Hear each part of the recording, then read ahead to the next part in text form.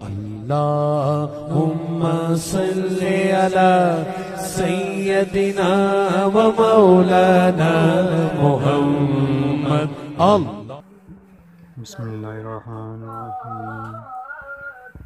السلام علیکم ورحمۃ اللہ وبرکاتہ۔ کہ میں نے پہلے کئی دفعہ عرض کیا ہے کہ ہمارا حال آج بڑا عجیب ہے کہ ہمیں باقی ساری چیزوں کی خبر ہوتی ہے، لیکن نبی پاک صلی اللہ علیہ وسلم کے رشتے، سید عالم صلی اللہ علیہ وسلم کے تعلقات، حضور علیہ السلام کی وابستگیاں، اس کے بارے میں خبر بڑی کم ہوتی ہے۔ حضرت امیر حمزہ نبی پاک صلی اللہ علیہ وسلم کے سگے چچا ہیں، ان کا پورا نام ہے حمزہ بن عبد المطلب، حضور کے سگے چچا بھی ہے، نبی کریم صلی اللہ علیہ وسلم سے 2 سال عمر میں بڑے تھے، ایک ہی ماں کا دونوں نے دودھ دیا۔ حضرت ثویبہ جو ابو لہب کی آزاد کردہ لونڈی ہیں، حضرت امیر حمزہ رضی اللہ تعالیٰ عنہ نے اور نبی پاک صلی اللہ علیہ وسلم دونوں نے دودھ دیا۔ آپ کی معلومات میں اضافہ کر رہا ہوں، اگر آپ توجہ کریں تو نبی پاک صلی اللہ تعالی علیہ وسلم کی والدہ حضرت آمنہ اور حضرت امیر حمزہ کی والدہ حضرت حالہ دونوں بہنیں ہیں، دونوں اللہ۔ حضرت ابوبکر صدیق رضی اللہ تعالیٰ عنہ فرمایا کرتے تھے، مجھے اپنے رشتہ داروں کا اتنا پتہ نہیں جتنا مصطفیٰ کے رشتہ داروں کا پتہ ہے، اس لیے کہ حضور سے تعلق رکھنے والی ہر چیز ہی مجھے پیاری لگتی ہے، تو میں حضور کے رشتہ دار ڈھونڈ ڈھونڈ کے عزتیں کرتا ہوں، اس لیے کہ ان رشتہ داروں میں مجھے حضور کے خون کی مہک نظر آتی ہے۔ ہاں، ان کا صاحب ایمان ہونا ضروری ہے، صاحب ایمان ہو صحیح، میں ڈھونڈ ڈھونڈ کے حیا کرتا ہوں۔ پہلے نمبر پہ چچا ہے، دودھ شریک بھائی ہیں، توجہ ہے آپ کی جی، تھک تو نہیں گئے عید منا کے، دودھ شریک بھائی ہیں۔ تیسرا، ان کی والدہ اور نبی پاک کی والدہ آپس میں چچا زاد بہنیں ہیں، چچا زاد، کچھ نے سگی بہنیں بھی لکھے ہیں، لیکن کثرت محدثین کی اس طرف گئی ہے کہ دونوں کے دادا ایک تھے، یعنی چچا زاد بہنیں۔ ایک اور بھی رشتہ بتلا دوں، حضرت امیر حمزہ رضی اللہ تعالیٰ عنہ کا نبی پاک صلی اللہ علیہ وسلم کے ساتھ، نبی پاک صلی اللہ علیہ وسلم کی زوجہ حضرت میمونہ رضی اللہ تعالیٰ عنہ اور حضرت امیر حمزہ کی زوجہ حضرت زینب رضی اللہ تعالیٰ عنہ دونوں سگی بہنیں ہیں۔ پسند آئے نا تو رشتہ یہ حضرے آپ ہلکا ہلکا گھر گھر کا مسئلہ ہے نا یہ، اپنے بھائیوں سے بندہ عید والے دن کھل کے ملے نہ ملے، بیگم کے بھائیوں سے اگلے دن ملنا پاڑی جاتا ہے، جانا پڑتا ہی ہے، کیا کریں مجبوری ہے، ٹھیک ہے نا جی۔ تو اگلا رشتہ کیا ہے کہ ہم زلف، جی یہی کہتے ہیں۔ تو نبی پاک صلی اللہ تعالی علیہ وسلم کی زوجہ حضرت میمونہ اور حضرت امیر حمزہ کی زوجہ حضرت زینب، یہ دونوں آپس میں سگی بہنیں ہیں۔ یہ کتنے رشتے ہیں؟ اور چونکہ کچھ لوگوں نے لکھا حضرت امیر حمزہ 2 سال بڑے تھے، کچھ نے لکھا 4 سال بڑے تھے، کچھ نے لکھا نہیں صرف 6 مہینے کا فرق تھا۔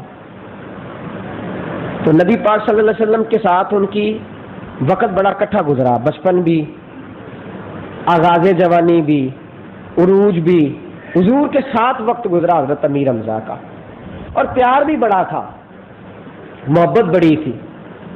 نبی پاک نے بیٹی کا نام فاطمہ رکھا تو حضرت امیر حمزہ نے بھی بیٹی کا نام فاطمہ رکھ لیا، اور حضور سے بڑا پیار کرتے تھے۔ ایک روایت میں دیکھ رہا تھا کہ ہوتی ہے نا قمیض کے باہر جیب، تو قمیض کے اندر جیب لگوائی ہوئی تھی امیر حمزہ نے، اور سامنے والی سائڈ پہ نہیں، پیچھے پچھلی سائڈ پہ، اور قمیض کے اندر کھجوریں ڈھونڈ کے، انگور ڈھونڈ کے اس جیب میں ڈالتے، اور نبی کریم صلی اللہ تعالی علیہ وسلم کو تلاش کرتے۔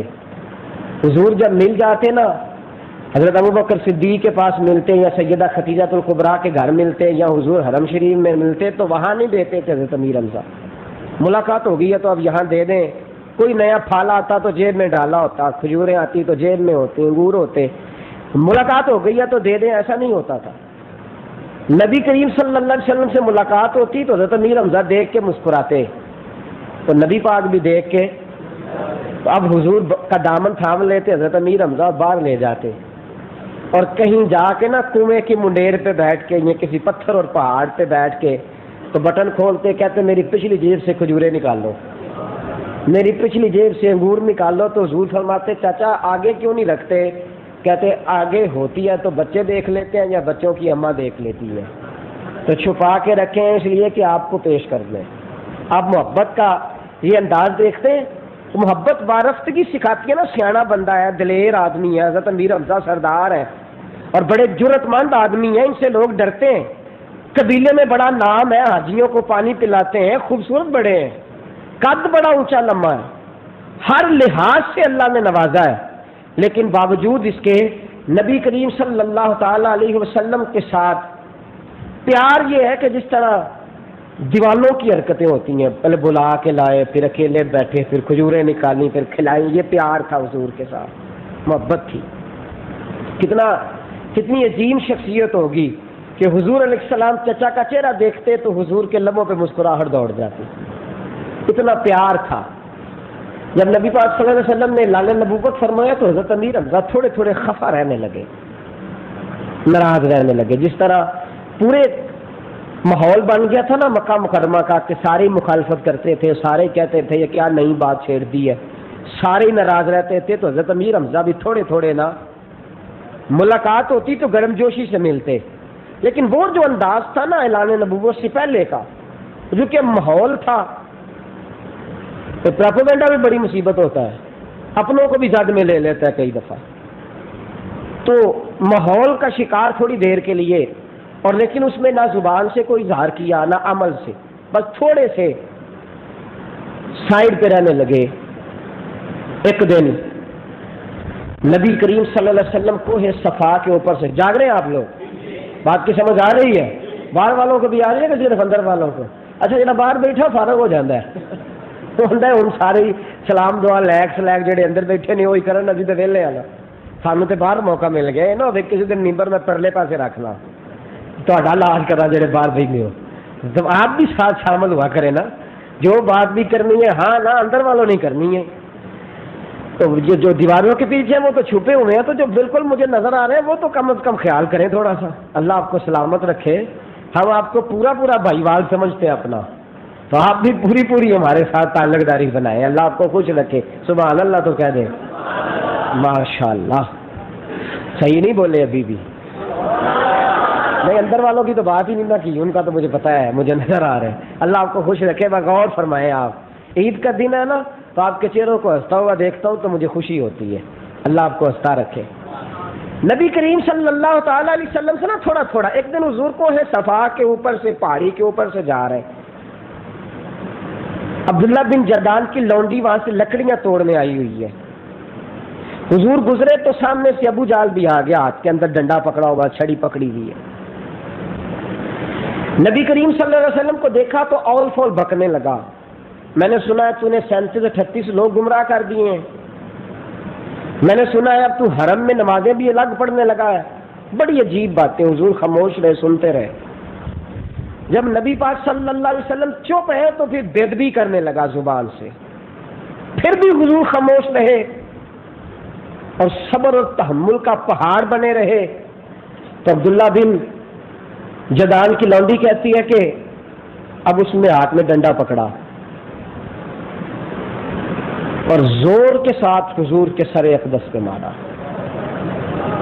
نبی کریم نے امامے کا پلو پکڑا اور حضور نے اپنے اس زخم پہ رکھا اور آنکھوں میں آنسو آئے اور حضور علیہ السلام گھر تشریف لے گئے، عبداللہ بن جدان کی لونڈی سر پہ لکڑیوں کا گٹھے رکھے، میں بے حیرت گزر رہی ہے، سامنے سے حضرت امیر حمزہ آ رہے ہیں، کچھ پھل پکڑے ہوئے ہیں، کھجوریں پکڑی ہوئی ہیں، کچھ سامان ہے، ایک نیزہ ہے بائیں ہاتھ میں، لونڈی نے روک لیا، کہنے لگی حمزہ تجھے پتا ہے تیرے بھتیجے کے ساتھ آج ابو جال نے کیا کیا ہے؟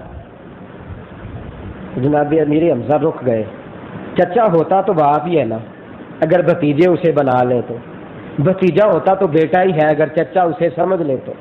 रिश्ता तो बड़ा प्यार और खुलूस का है, अगर कुछ समझे तो। पता है क्या किया है?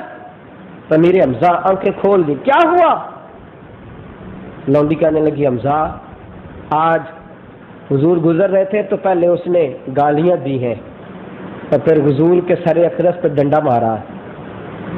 आपके भतीजे बोले नहीं, आंखों में आंसू लिए घर चले गए। अब्दुल्ला बिन जदान की लौंडी कहती है, इतना गुस्सा आया कि हाथ काम पे हजरत अमीर हमजा। फल वहीं फेंके, खजूरें जमीन पे फेंकी, डंडा पकड़ा, नेजा पकड़ा और अबू जाल के दरवाजे पे दस्तक दी। कर्मा आया, किधर है तेरा बाप? कहा वो तो घर नहीं। कहा आए तो उसे कह देना अमीर हमजा आया था, जरा खैर है। खैर नहीं तेरी, तैयारी कर ले। वहां से निकले तो हरम शरीफ में आए। यूं जत्था बना के कुरैश मक्का बैठे हैं। हजरत अमीर हमजा ने देखा कि कुरैश के दरमियान अबू जाल बैठा, दौड़े आए, जहां से नेजा चिबोया जाता है उस तरफ से हाथ में पकड़ा और उसकी जो पुष्ट थी वो जोर से मारी अबू जाल के सर में। सर फट गया। फिर थप्पड़ मारा, जमीन पे गिराया, फिर अपने पैरों के साथ पीटा उसे। तू क्या समझता है मोहम्मद का बाप कोई नहीं तो तू जो मर्जी करेगा? तुझे पता नहीं हमजा अभी जिंदा है? तुझे पता नहीं कि मैं उसका चचा हूं? मैं छाव बन के साथ खड़ा होऊंगा। खबरदार, आज के बाद तूने मेरे भतीजे की तरफ मैली आंख से देखा, तेरी आंख निकाल दूंगा। अगर तूने उंगली उठाई तो मैं तेरा हाथ काट दूंगा, और अगर तू पैरों से चल के उसकी तरफ गया तो टांगे काट दूंगा तेरी। खबरदार अगर तू आया तो। मारा। दलेर बड़े थे, किसी को जुर्रत ना हुई बोलने की। अबू जाल भी कहने लगा मैंने आज सताया इनको, कोई बोले ना। वहां से हजरत अमीर हमजा परेशानी के आलम में हुजूर के घर पहुंचे। नबी करीम के दरवाजे पर दस्तक दी। सैयदा खतीजतुल कुबरा ने दरवाजा खोला ही था। सामने चटाई पे हुजूर बैठे हैं और नबी करीम के सर पे जो सफेद रंग की पट्टी बांध रखी है सैयदा खतीजा ने, वो भी खून से भरी हुई है। हजरत अमीर हमजा ने नबी करीम का खून देखा तो मुकद्दस आंखों में आंसू आ गए। हजरत अमीर हमजा दौड़ के गए। सैयदा खतीजतुल कुबरा कहती हैं हुजूर का माथा चूमा और फिर रोए। कहने लगे भतीजे गम नहीं करना, परेशान नहीं होना, मैं ले आया हूं बदला। अगर उसने तुझे एक थप्पड़ मारा था तो मैंने 4 मारे।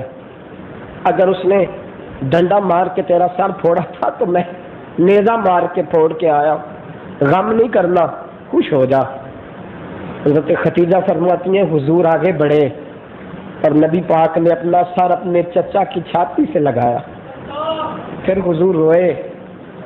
जब मुकद्दस आंखों से आंसू छलके तो रुखसार पे हाथ रख के माथा चूम के हजरत अमीर हमजा कहने लगे मैंने कहा है ना गम नहीं करना, खुश हो जा, राजी हो जा, मैंने बदला ले लिया।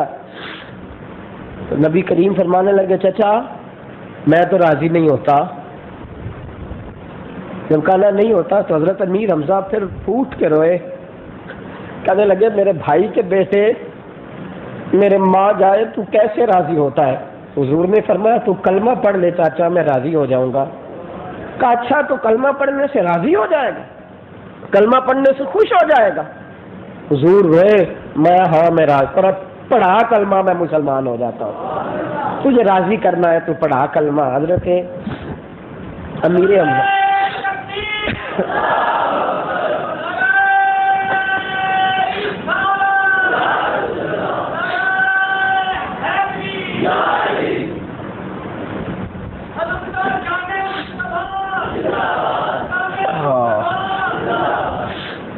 कलमा पढ़ाया हजरत अमीर हमजा, मुसलमान हो गए। बस फिर साया बन गए नबी पाक का, हर वक्त हुजूर के साथ, हर वक्त खिदमत अक़दस में, हर वक्त। घर गए तो अपनी ज़ौजा से कहने लगे मेरे साथ रहना है कि नहीं रहना? तो कहते हैं क्या हुआ? फरमाया मेरे घर में वही रहेगा जो मोहम्मद का कलमा पढ़ेगा सल्लल्लाहु अलैहि। अब इस घर की छत के नीचे उसी को जगह मिलेगी जो मुस्तफ़ा का कलमा पढ़ ले। तो ज़ौजा क्या कहती है?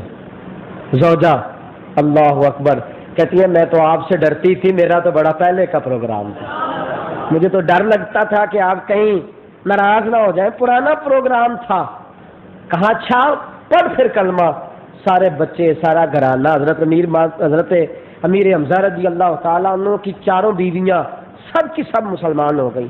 حضرت امیر حمزہ 3 دن ہوئے کلمہ پڑھے، اور جب کلمہ پڑھا تو پھر پورے مکے میں ڈنڈورا پیٹا، گھوڑے پہ بیٹھ گئے اور سارے شہر کا چکر لگایا، فرمایا میں ہو گیا مسلمان، اب ذرا خیال کر کے آنا، اب کوئی تنہا نہ سمجھے، اب ذرا احتیاط سے آنا، اب ذرا ہوش سنبھل کے آنا، میں مسلمان ہو گیا ہوں، میں حمزہ ہوں اور مجھے تم اچھی طرح جانتے ہو۔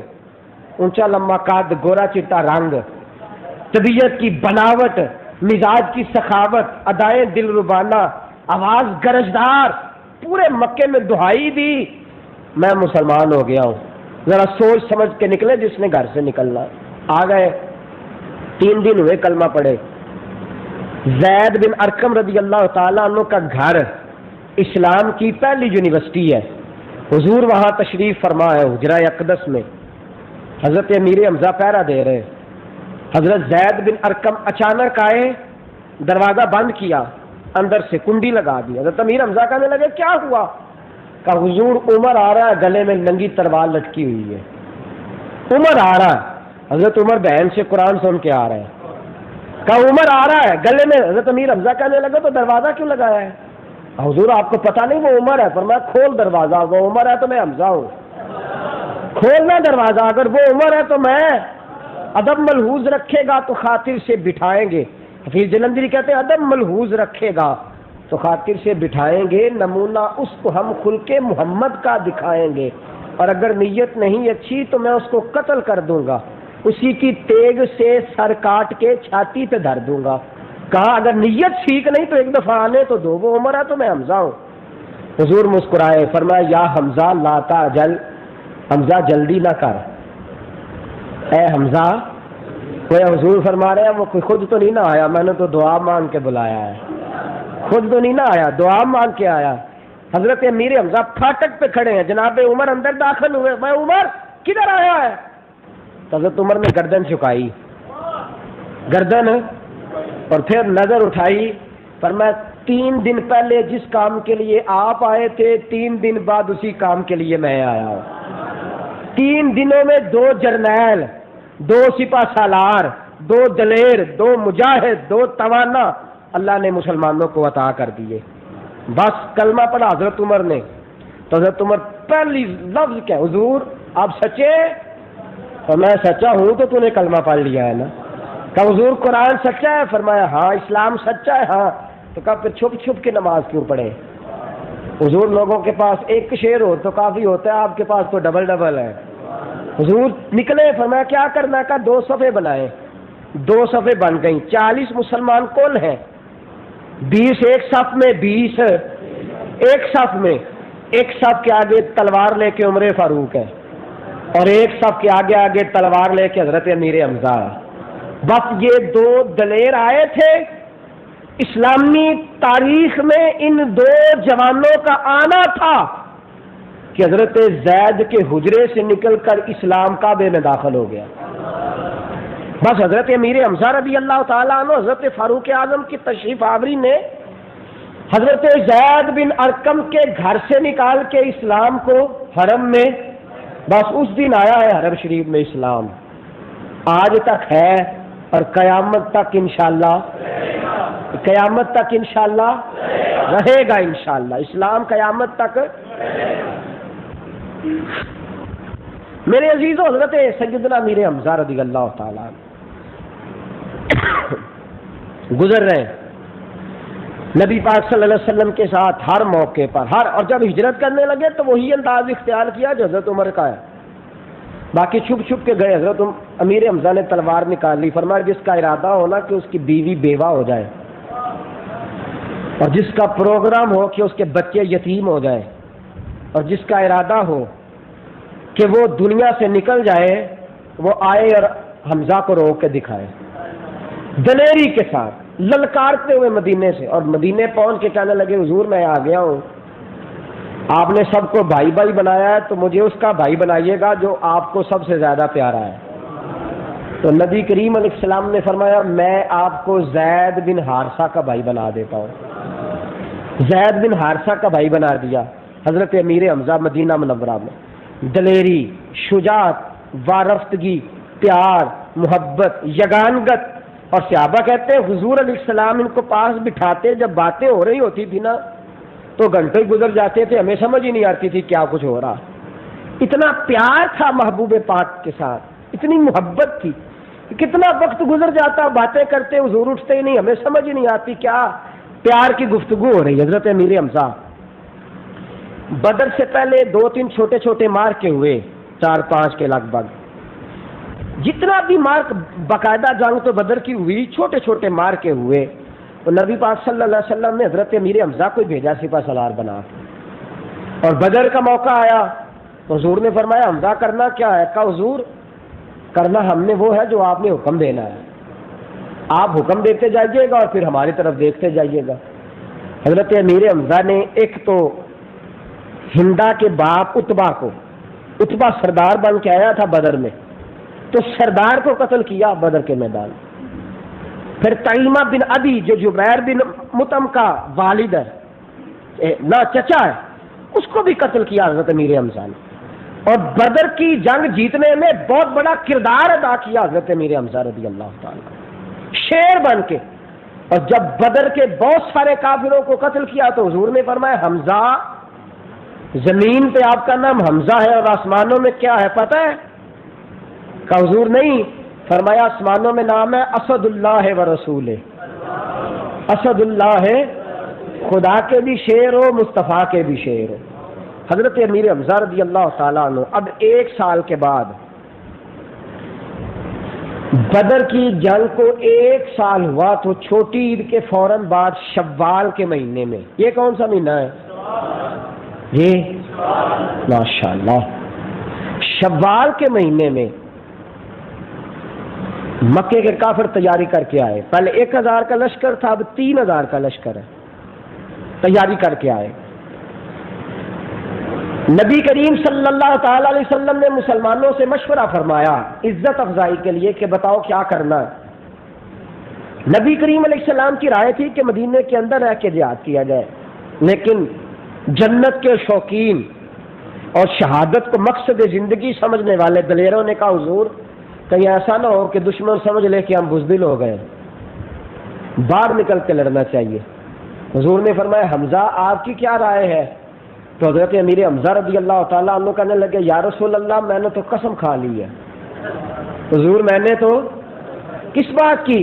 کہ حضور قسم کھائی ہے جب تک باہر نکل کے کافروں کو مار نہیں دیتا اتنی دیر تک کھانا ہی نہیں کھانا، ایک آدھ کافر جب تک میری تلوار سے قتل نہیں ہوتا تب تک میں نے کھانا ہی نہیں۔ چلو ٹھیک ہے، حضور نکلے 1000 کا لشکر لے کر۔ کتنا لشکر؟ 1000 کا لشکر تھا تو 300 منافق شامل تھے اس میں۔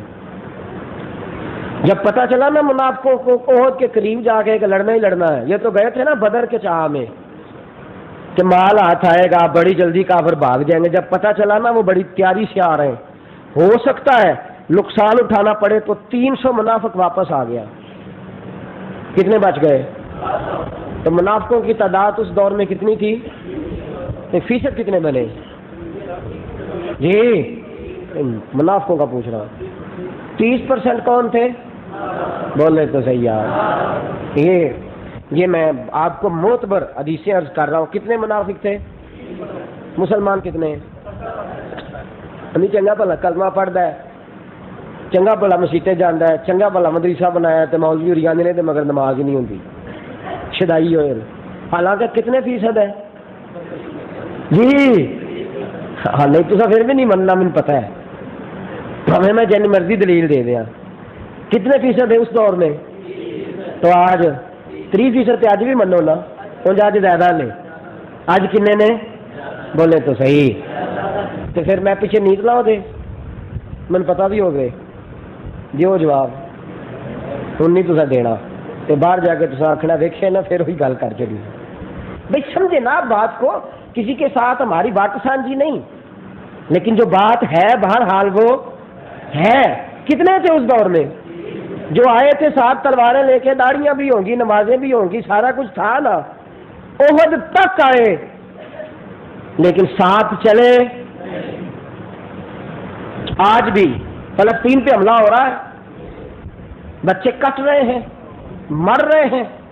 اقوام متحدہ کا ترجمان جو مسلم نہیں، فلسطینی نہیں، لیکن مسلمانوں کا حال بتاتے ہوئے وہ کافر بھی رو پڑا ہے، لیکن جن کا بارڈر فلسطین کے ساتھ ہے اور جو بہت بڑے توحید پرست ہیں، نبی پاک صلی اللہ علیہ وسلم کے روزے کی طرف منہ کرنا ان کے نزدیک کفر اور شرک ہے، ان کی آنکھوں میں کوئی آنسو نہیں آیا۔ ان کو ایران نے اور دیگر ملکوں نے کہا ہمیں جگہ دو، ہمیں رستہ دو، ہم فلسطین کو اصلاح دیں، لیکن وہ کہتے ہیں تمہیں رستہ دے دیا تو تم یہاں بیٹھ جاؤ گے آ کے۔ مجھے بتاؤ، میرا سینہ چھلنی ہے، چھلنی، کٹتے ہوئے بچے، مجھے بتاؤ میں اسرائیل کو مجرم قرار دوں یا جو رستے نہیں دیتے ان کو مجرم سمجھوں؟ بولے نا، نہیں میں غلط ہوں تو مجھے سمجھا دیں، اللہ جانتا ہے میں اپنی اصلاح کر لوں گا۔ اسرائیل اکیلا مجرم ہے جو وہاں اسلحہ نہیں جانے دے رہا، فوجیں نہیں جانے دے رہا، وہ مجرم نہیں؟ اور جو میری اور آپ کی طرح چپ کر کے بیٹھا ہوا وہ مجرم نہیں؟ کٹتے ہوئے بچے سسکتے، اور کل آن دی ریکارڈ پوری دنیا کے میڈیا نے دکھایا ہے، امریکہ نے کہا ہم نے $1 کروڑ کا اسرا اسرائیل کو دے دیا ہے۔ سنیے خبریں آپ نے، کوئی حکمران آپ کا بول رہا ہے امریکہ کے خلاف، پھر اپوزیشن کا یا حکومت کا؟ مجھے پاکستان کی سیاست سے کوئی دلچسپی نہیں اللہ کے فضل سے، اور اللہ مہربانی کرے تو کبھی ہوگی بھی نہیں انشاءاللہ، لیکن کیا حق نہیں بنتا کہ ہم کہیں ان کے سفیر کو بلا کے کہ جا دوڑ جا؟ تو مسلمانوں کو کتنا اسلحہ دیا؟ 1 کروڑ، اور یہ سارے میڈیا نے بتایا، مسلم نان مسلم سب نے، اور مصدقہ ان کی رپورٹ ہے اپنی، کس سے گلا کریں؟ اور ہمیں کوئی پریشانی نہیں، جب ہماری باری آئے گی تو دیکھی جائے گی۔ ہمیں وہ نا اکیلے اکیلے کر کے مار رہا، اور یہ جو اندر منافق بیٹھے ہوئے نا ہمارے اپنے اندر، ان کی وجہ سے مار رہا۔ ایران کو پہلے اس نے افغانستان کو مارا تو اکیلے کر کے کوئی بولا، پھر عراق کی باری آئی تو ایک عراق اکیلا جھلستا رہا آگ میں، کوئی بولا دائیں بائیں سے، پھر مصر کی باری آئی، اس کے بعد لیبیا آئی، باریاں سب کی، بولے تو صحیح یار، بول تو دیں تھوڑی دیر کے لیے، اللہ آپ کو سلامت رکھے۔ آج کل باری ہے فلسطین کی، تو آپ کا کیا خیال ہے؟ آپ نے بلی کو دیکھ کے آنکھیں بند کر لیا تو کبوتر کو چھوڑ جائے گی؟ لیکن اس کی آنکھیں بند ہیں، یہ میرے ساتھ، تو آنکھیں نہ بند کرو، تیاری کرو، تیاری کرو۔ ہم تو باریوں کا انتظار کر رہے ہیں کہ ہماری باری کب لگتی ہے، اور سارے اسلامی ممالک، سارے 2-4 ہمارا نظریاتی اور فکری اختلاف ہوگا ایران کے ساتھ، لیکن دلیرانہ بات کی انہوں نے کہا سارے مسلمان ملک اسلحہ دیں، ہم بھی دیتے ہیں، کوئی جواز تو فراہم کیا جائے نا۔ میرے دوستو، فلسطین کی بچیاں آج بھی نبی کریم علیہ السلام سے پوچھتی ہیں کہ سونیا آپ نے 15 سال ہماری طرف منہ کر کے، مسجد اقصی کی طرف منہ کر کے 15 سال آپ نے نمازیں پڑھی ہیں، آپ کا 15 سال چہرہ بددعا ہماری طرف رہا ہے، آپ کی امت تو ایک بار بھی نظر بھر کے ہمیں دیکھ نہیں رہی۔ حضور 15 سال آپ کا رخ اطہر ادھر رہا ہے، اور ایک بندہ، ایک شخص بھی درد کے ساتھ کرا نہیں رہا۔ ایسی ہوا چلی ہے کہ ہر شخص سوچتا ہے تمام شہر جلے بس ایک میرا گھر نہ جلے۔ اور پرسوں عید کے موقع پر انہوں نے جنگ بندی کا اعلان کیا، اور جب آئے فلسطین کے لوگ بازاروں میں آئے بھی بیچارے کفن خریدنے تھے، بازاروں میں آنے والوں پر بم انہوں نے پھوڑ دیے، اور پھر اسرائیل کے لوگوں نے گانے گا کے بجا کے کہا کہ اب فلسطین کے سکول نہیں کھلیں گے، اس لیے کہ ہم نے بچہ ہی کوئی نہیں چھوڑا تو سکول کون جائے گا۔ نسل کشی کی جا رہی ہے، ان کی نسل ختم کی جا رہی ہے۔ عید والے دن میرے پاس وہ اخبار کا ٹکڑا موجود ہے، میں نے سنبھال کے رکھا ہے، کل نہ آج کا شاید، جس کے اندر انہوں نے ایک شخص نماز عید ادا کر رہا ہے، اور سجدہ کر کے جب اس نے ہاتھ اٹھایا تو اس کی ٹھوڑی سے پیشانی سے لہو اس کے ہاتھوں میں گر رہا، تو وہ نماز عید پڑھ رہا ہے۔ آرام سے 20 سوٹ خریدنے والوں اور 25 ہزار کے جوتے لینے والوں اور اپنے گھر میں بکرے کا 15 کلو گوشت لانے والوں، صبح قیامت مجھے بھی جواب دینا ہے اللہ کی بارگاہ میں، اور آپ کو بھی جواب دینا ہے۔ چند جملے بول کے اظہار ہمدردی کرنے کا بھی وقت ہمارے پاس کوئی نہیں۔ چاہیے نا سارا دن فلسطین کی بات ہو، لیکن کوئی 14 اگست منانے جا رہا ہے، تو کوئی 1 اگست منانے جا رہا ہے، تو کوئی 25 اگست منانے جا رہا ہے، اور باری کا انتظار کر رہے ہیں سارے کہ ہماری باری کب آتی ہے۔ تو یہ منافقین کا ٹولہ جو 30% اس وقت تھا، اور آج اس سے اپنی اپنی حکومتیں، چھوٹی چھوٹی ٹولیاں، چھوٹے چھوٹے گروہ، چھوٹی چھوٹی مصیبتیں اکٹھی کر کے بیٹھے ہو، یاد رکھنا یہ تمہیں اکیلے اکیلے کر کے مار رہا ہے، تمہاری باری لگ گئی ہے۔ اب ہر شخص کا وقت آنے والا ہے، اور ہمیں اس وقت ہوش آئے گی جب ہماری گود میں آ کے بم گرے گا، جب ہماری گود میں۔ اس سے پہلے سمجھ جاؤ، بھاگ آ جاؤ۔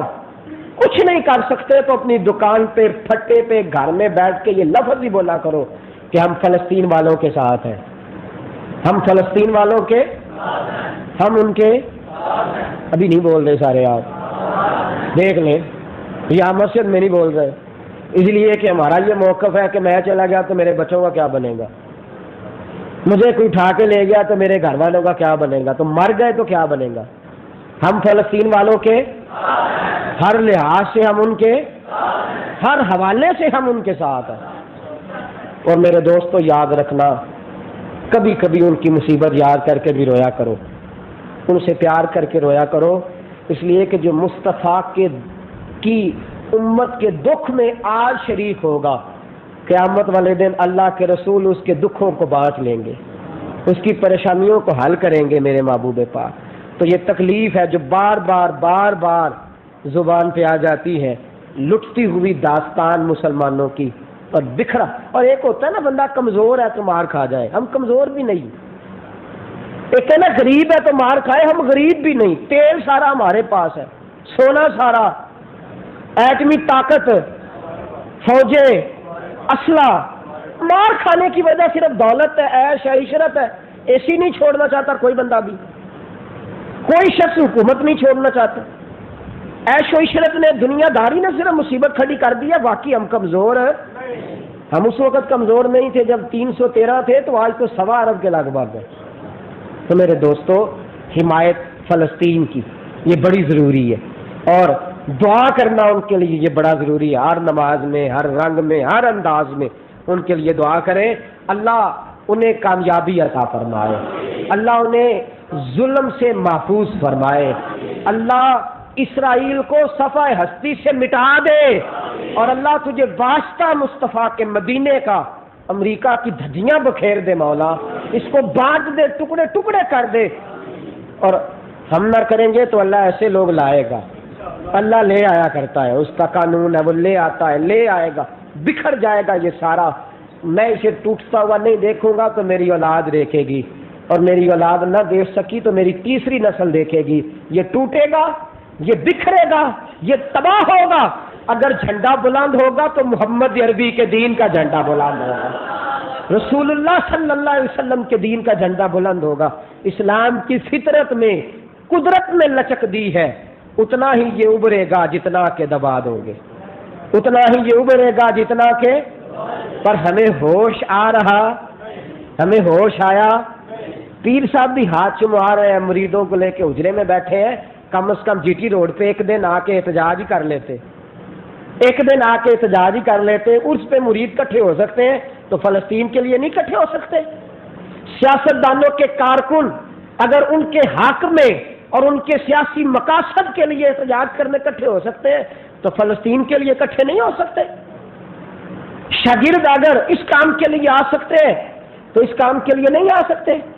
کارخانہ دار اپنی مرضی سے سٹرائک کرانا چاہے تو سارے مزدور بات مان سکتے ہیں، تو فلسطین کے حق میں 2 منٹ کے لیے روڈ پہ نہیں آ سکتے؟ بولے نا۔ اس کا مطلب ہے کہ ہم ذاتی مفادات میں الجھے ہوئے ہیں۔ بس ایسی ہوا چلی ہے کہ ہر شخص سوچتا ہے تمام شہر جلے، بس ایک میرا گھر نہ جلے، بس ہم اس چکر میں ہیں۔ اور یاد رکھنا میرے دوستو، وہ بھی رسول اللہ کی امتی ہیں، صبح قیامت ہم نے جواب دینا ہے اللہ کی بارگاہ میں، یاد رکھیے گا۔ تو کتنے منافق پہنچ گئے ساتھ؟ بھول گئے بات آپ؟ یہ تو ہر چند مشاہدہ حق کی ہے گفتگو، یہ رہتی نہیں بادہ و ساگر کہے بغیر، اور ہماری زبانوں میں جب تک قوت ہے ہم بات تو کرنے کا حق رکھتے ہیں نا، اور وہ انشاءاللہ ہم کرتے رہیں گے۔ 300 منافق ساتھ ہیں احد کے میدان میں، لیکن جب پتہ چلا نا مار کھانی ہے، چوری کھانے والے مجنو اور ہوتے ہیں اور جان دینے والے اور ہوتے ہیں، جب پتہ نا مار کھانی پڑے گی تو وہیں سے واپس آ گئے 300۔ باقی کتنے بچے؟ حضور نے فرمایا نکلو تو کاسوں نے آپ حکم کرتے جائے۔ احد کا میدان سج گیا، 700 کا لشکر مسلمانوں کا اللہ اکبر کہتا ہوا محبوب کریم علیہ السلام کی قیادت لازوال میں ڈٹ گیا۔ کفار آئے 3000 کا مجمع لے کے، چونکہ حضرت امیر حمزہ رضی اللہ تعالیٰ عنہ نے بدر میں عتبہ کو قتل کیا تھا، تو عتبہ کی بیٹی ہندا نے کہا کہ جو معاذ اللہ حضرت امیر حمزہ کو شہید کرے گا اور ان کا کلیجہ نکال کے مجھے دے گا اور میں چباؤں گی، منہ مانگا انعام دوں گی۔ چونکہ تیمہ بن عدی کو حضرت امیر حمزہ نے بدر میں قتل کیا تھا، تو اس کے بھتیجے جبیر بن مطعم نے کہا کہ جو حضرت امیر حمزہ کو شہید کرے گا میں انعام دوں گا۔ ایک بخشی نام کی شخصیت، ان کا نام ہے ابو وسمہ بخشی، وہ کہتے ہیں کہ میں نے کہا اگر میں یہ کام کر دوں تو کہنے لگے تجھے آزاد بھی کریں گے، انعام بھی دیں گے، مال و دولت بھی دیں گے۔ کہتے ہیں میں تیر اندازی میں، نشانہ بازی میں بڑا ماہر تھا، ایک پہاڑ کے پیچھے چھپ کے میں بیٹھ گیا، حضرت امیر حمزہ نے 39 کافروں کو قتل کیا۔ کتنے؟ بولیے گا، 39 لوگوں کو قتل کیا۔ کہتے ہیں سامنے آ کے تو مارنے کی میرے اندر جرت ہی نہیں تھی، اس لیے کہ حضرت امیر حمزہ کا سامنا کرنے کی کوئی جرت کر سکتا نہیں۔ فرماتے ہیں سامنے تو نہیں آ سکتا تھا، دور سے بیٹھ کے تیر مارا، ان کی آنکھ سے ہوتا ہوا ان کے پچھلی سائیڈ سے تیر نکلا۔ فرماتے ہیں اللہ اکبر کہتے ہوئے میری طرف بڑھے، لیکن ان کا خون اتنا نکل گیا کہ وہ کمزور ہو کے گرے، اور زبان پہ لفظ یہ ہے فزت برب الکعبہ، رب کعبہ کی قسم میں کامیاب ہو گیا، رب کعبہ کی قسم میں، رب کعبہ کی قسم میں کام۔ کہتے ہیں جب امیر حمزہ رضی اللہ تعالیٰ عنہ کی روح مبارک پرواز کر گئی تو بخشی کہتے ہیں میں نے اٹھا، ان کا میں نے پیٹ چاک کیا، کلیجہ نکال کے ہندا کو دیا، چبا گئی، پھر ان کے کان کاٹے گئے، ناک کاٹی گئی، پھر ان کی آنکھیں نکالی گئیں۔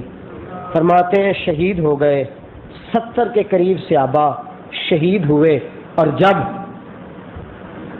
شہداء کی میتیں تلاش کرتے کرتے حضرت علی پہنچے حضرت امیر حمزہ تک، تو جناب علی کی ساری داڑھی آنسوؤں سے بھر گئی، اور حضرت علی المرتضیٰ سے صحابہ کہنے لگے اتنا روتے کیوں ہیں؟ تو شہید ہو گئے، اور ولا تقولوا لمن يقتل في سبيل الله اموات بل احیاء ولكن لا تشعرون، تو شہید ہو گئے۔ حضرت امیر حمزہ رضی اللہ تعالیٰ عنہ کی میت مبارک پر کھڑے حضرت علی کہنے لگے روتا اس لیے ہوں کہ میرے محبوب سے دیکھا نہ جائے گا، نبی کریم علیہ السلام کو یہ غم کا پتہ چلے گا تو معاملہ کیسے بڑھے گا۔ دوستو پیار اتنا، محبت اتنی، وفا اتنی۔ حضرت علی المرتضیٰ شیر خدا کرم اللہ تعالیٰ عنہ گئے، حضور علیہ السلام نے فرمایا علی حمزہ کا پتہ چلا؟ تو جناب علی روئے، تو نبی کریم علیہ السلام کی مقدس آنکھیں بھی آنسوؤں سے بھر گئی۔ فرمایا کدھر ہے میرا حمزہ؟ فرماتے ہیں لبوں سے نہ بول سکا، انگلی سے اشارہ کیا، حضور تشریف لائے، اور پیارے چچا کے سرانے کھڑے ہوئے تو آنکھوں میں آنسو جاری ہیں۔ حضور گھٹنوں کے بل بیٹھ گئے، فرمایا تو بڑا صلہ رحمی کرنے والا تھا، تو بڑا پیار کرنے والا تھا، تو بڑا محبت کرنے والا تھا، تو بڑا عظیم تھا، تیری کیا بات تھی، تو بڑا نوازنے والا، بڑا معاف کرنے والا۔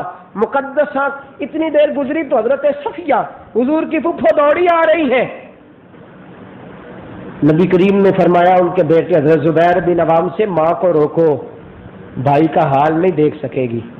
تو حضرت صفیہ کہنے لگی یا رسول اللہ بھائی تو میرا تھا پر پیار آپ دونوں کا زیادہ تھا، اگر آپ نے برداشت کر لیا ہے تو صفیہ بھی برداشت کر ہی لے گی.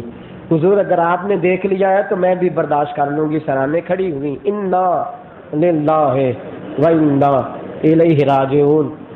صحابہ نے کہا حضور اٹھائے ان کو مدینے لے چلے. فرمایا نہیں اسے احد میں دفن کرو. انہیں بولیے گا احد شریف میں دفن کرو.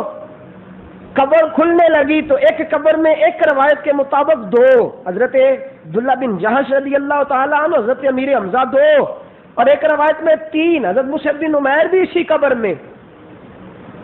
کفن پہنانے کی باری آئی تو کفن بھی کوئی نہیں. کفن بھی کوئی نہیں. کاش کوئی فلسطین والوں کو جا کے بتلائے کہ شوال میں تمہارے پاس بھی کفن کوئی نہیں. تو اسی شوال میں جب امیر حمزہ گئے تھے تو کفن اس وقت بھی کوئی نہیں تھا.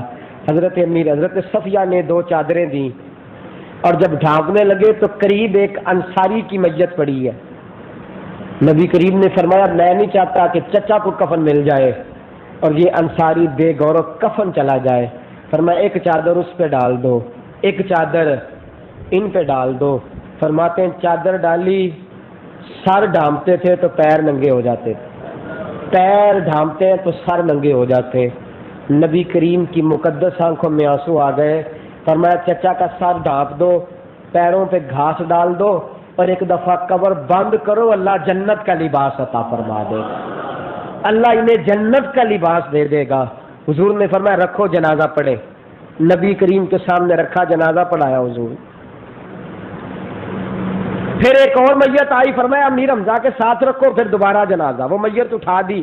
پھر تیسری میت آئی, فرمایا امیر حمزہ کے ساتھ رکھو. پھر تیسرا جنازہ. چوتھی میت آئی, امیر حمزہ کے ساتھ رکھو. میرے مصطفیٰ کسی پر ایک بار جنازہ پڑھ دے تو فرشتے سلامی دینے آ جاتے ہیں. حضرت امیر حمزہ پر نبی پاک نے 70 مرتبہ نماز جنازہ ادا فرمائی. 70 مرتبہ جنازہ پڑھا رسول پاک نے. اور پھر حضور نے فرمایا قبر مبارک میں رکھ دو. حضرت امیر حمزہ کی قبر میں مٹی ڈالی جا رہی تھی اور حضور کے آنسو ہے کہ تھمتے نہیں. نبی کریم علیہ السلام آنسو بہاتے جاتے ہیں. حضور علیہ السلام جیسے ہی نکلے احد سے, جیسے ہی نکلے احد سے, حضرت صدیق پر آگے آ گئے. حضرت امیر حمزہ کی صاحبزادی جن کا نام بھی فاطمہ ہے, حضرت ابو بکر صدیق سے پوچھتے ہیں ابو بکر میرے ابا جی کدھر ہے؟ حضرت صدیق اکبر فرماتے ہیں مجھ میں تو حوصلہ نہیں. وہ سامنے رسول پاک تشریف لا رہے ہیں. بھاگی ہوئی بیٹی حضور کی بارگاہ میں گئی, یا رسول اللہ صلی اللہ علیہ وسلم میرے ابا جی کدھر ہے؟ نبی کریم صلی اللہ علیہ وسلم نے بیٹی کو اٹھایا اور اٹھا کے حضور نے گود میں بٹھا لیا. فرمایا بیٹا جب بھی تجھے باپ کا دیدار کرنا ہوا محمد کا مکھڑا دیکھ لے.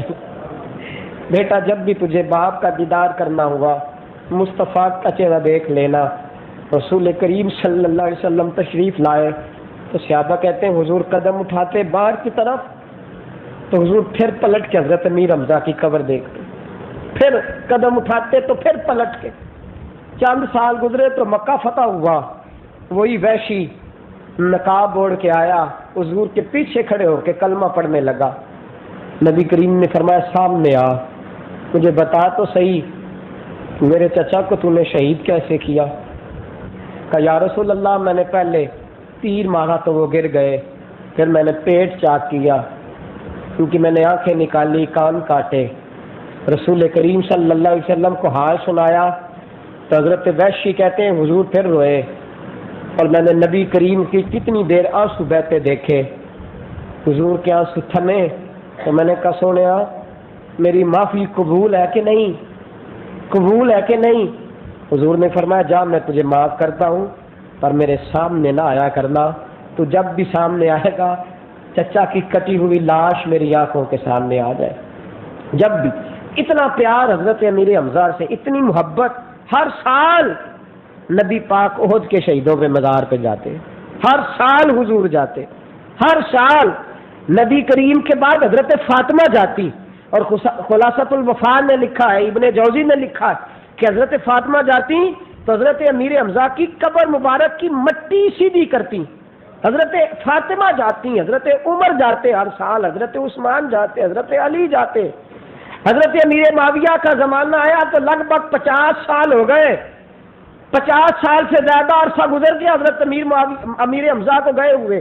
جناب امیر معاویہ نے ایک نہر کھودنا چاہی احد کے قریب سے، تو کہتے 50 سال کے بعد کدال لگائی، کئی لگائی، تو حضرت امیر حمزہ کے پیر کو لگ گئی۔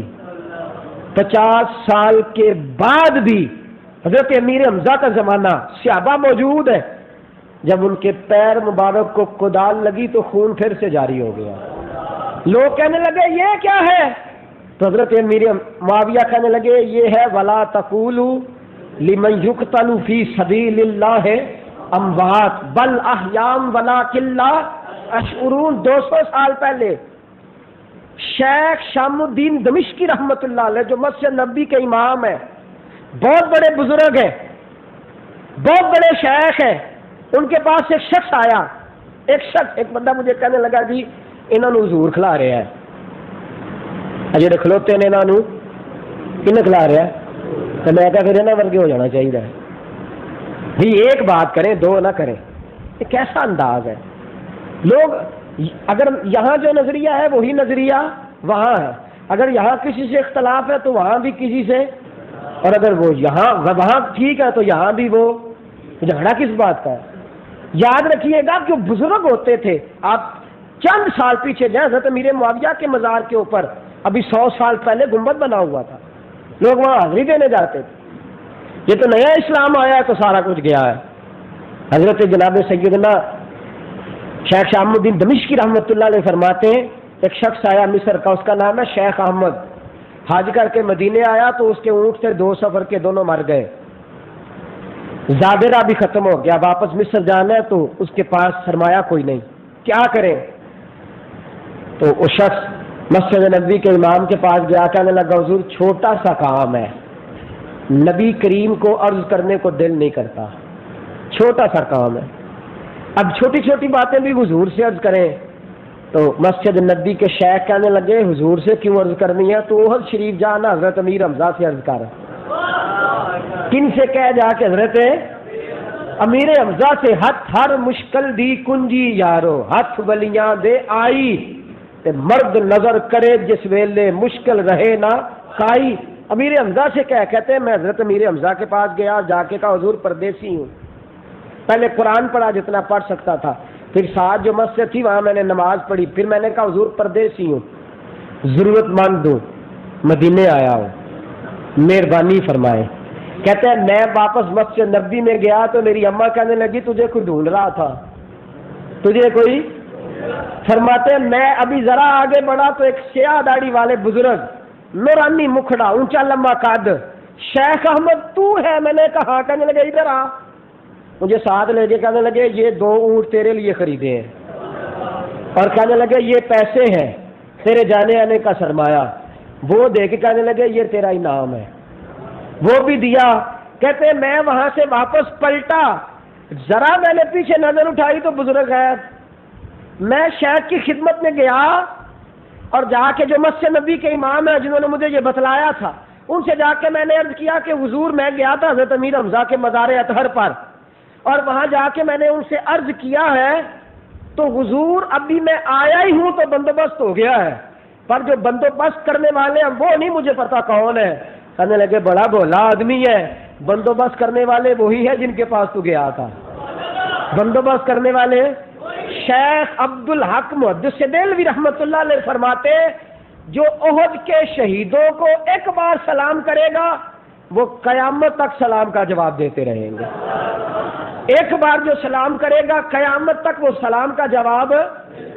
مزارات احد علامہ سید احمد سعید شاہ صاحب کاظمی رحمۃ اللہ علیہ کے ایک صاحبزادے ارشد سعید کاظمی صاحب، ان کے ایک مرید ہے، وہ کہتے ہیں مدینے گیا تو دل لگ گیا، اوکاڑے کے رہنے والے ہیں، کہتے ہیں مدینے گیا تو دل لگ گیا، آنے کو دل ہی نہ کرے، میں کام چور نہیں تھا، بڑا محنتی تھا، طائف میں مجھے رہنا تھا، کفیل طائف کا تھا، مدینے دل لگ گیا، مسجد نبی سے اٹھنے کو دل ہی نہ کرے، میں کہوں یا اللہ تو جانتا ہے میں کام چور نہیں، محنتی ہوں، پر کیا کروں یہاں سے اٹھنے کو دل نہیں کرتا۔ کہتے ہیں میں نے حضرت سے عرض کیا تو کہنے لگے چھوٹے چھوٹے کام حضور کو نہیں بتلائے جاتے تو حضرت امیر حمزہ کے پاس جا، کہتے ہیں میں حضرت امیر حمزہ کے روضہ اطہر پہ میں نے کہا حضور جانے کو دل نہیں کرتا، جس طرح آپ مصطفیٰ سے پیار کرتے ہیں میں بھی نوکری کرنے والا ہوں۔ فرماتے ہیں عرض کیا، اللہ نے فضل فرمایا، وہ میرا کفیل جو مجھے کہہ رہا تھا پرسوں طائف نانا آیا، تیرا خروج بھی لگاؤں گا تجھے اندر بھی بھیجوں گا، کہتا ہے میرے پاس چل کے آیا، مجھے کہنے لگا بڑے ڈاڈے ڈاڈے لوگوں کی سفارشیں کراتا ہے، بڑے سخت سخت لوگوں کی۔ میں نے کہا کیا مطلب؟ کہنے لگا 6 مہینے کے بعد تجھے 1 مہینے کی چھٹی ملے گی، جب تو نے گھر جانا ہوگا میں ایئرپورٹ چھوڑنے جاؤں گا، جب تو واپس آئے گا لینے جاؤں گا، چھٹی کی تنخواہ بھی دوں گا، جتنی تنخواہ تو کہے گا اتنی دوں گا۔ تو میں نے کہا میں نے کرنا کیا ہے؟ کہنے لگے مسجد نبی میں بیٹھ کے مصطفیٰ پہ درود پڑھنا ہے، اور جب موقع ملے نکل کے جانا ہے اور جناب امیر حمزہ کی حاضری دینی ہے۔ تو میں نے کہا یہ کرم کیوں؟ کہنے لگے رات ملے ہیں حضرت امیر حمزہ خواب میں، تو کہنے لگے تو اس پہ مہربانی کر، اللہ تجھ پہ مہربانی کر دے گا۔ ہر مشکل دی کنجی یارو ہاتھ مرداں دے آئی، تے مرد نظر کرے جس ویلے پھر مشکل رہے نا۔ حضرت امیر حمزہ اللہ آپ سب کو مدینے لے جائے، مدینے سے آپ نکلیں تو احد شریف جائیں، وہاں اس مزار پہ حاضری دینا نبی پاک کی سنت، اور وہاں اس مزار پہ کھڑے ہو کے حضور نے فرمایا تھا مزارات احد پہ، فرمایا مجھے پاک ہے میرے بعد میری امت شرک نہیں کرے گی۔ احد کے شہیدوں کے مزار پہ کھڑے ہو کے فرمایا ریاکاری کرے گی، دنیا دار ہو جائے گی، لیکن شرک ہمیں تو حضور کی زبان پر اعتبار ہے، ساڈے نبی دی زبان ساڈے واسطے۔ کچھ لوگوں نے لے لیا ہے مفت کا شرک بانٹتے پھرتے ہیں، ہر جگہ تقسیم کرتے پھرتے ہیں، ساڈے نبی دی زبان ساڈے واسطے، میری امت میرے بعد شرک۔ میرے عزیز یاد رکھیے گا، مزارات احد کے شہیدوں پہ جائیں، ان کی سوانح پڑھیں، حضرت امیر حمزہ رضی اللہ تعالیٰ عنہ کی دلیری، شجاعت، وارفتگی، پیار، انہوں نے دین سے پیار کیا ہے اور قیامت تک ساری دنیا ان سے پیار کر رہی ہے۔ حضرت امیر حمزہ کی زندگی بتلاتی ہے جیو تو رسول پاک کے لیے، مرو تو نبی پاک کا نام لے کے۔ اگر اللہ رسول کے نام پہ جیو مرو گے تو اللہ رسول تمہیں حیات جاویدانی عطا کر دیں گے، ہمیشہ مدحت خیر الانام میں گزرے، دعا ہے یہ عمر درود و سلام میں گزرے۔